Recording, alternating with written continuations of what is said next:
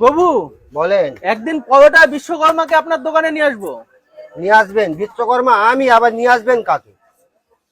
কি বলছেন? আমি পরোটার বিশ্বকর্মা, কাকে নিয়ে আসবেন আবার? আরে পরোটা ঠিক আছে নিয়ে বিশ্বকর্মা আসবেন, আছে, কে বিশ্বকর্মা আছে নিয়ে সে আসবেন আমার কাছে। বিশ্ববিখ্যাত পরোটা বিক্রি করে। ঠিক আছে, আমি দেখতে চাই তাকে।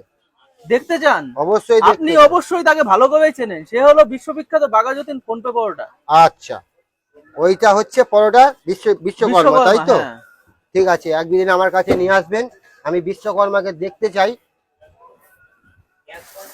বিশ্বকর্মা কিন্তু ফোনপে পরোটা বানায়, আপনি পারবেন না বানাতে। শিখে নেবো ওনার থেকে, না পারলে। আপনি কি ওনাকে পরোটা বানানো শেখাতে পারবেন? আপনি তো বলছেন আপনি বিশ্বকর্মা। আর পরোটা বানানো ওখানে তো ওরা ছাঁকা তেলে পরোটা ভাজে, দেখুন। ছাঁকা তেলে পরোটা ভেজে ফোনপে পরোটার নাম দিয়েছে।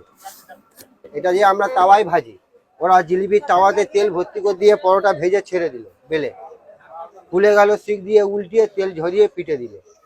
এটা হচ্ছে পেটাই পরোটা, এটা হচ্ছে ফোনপে পরোটা।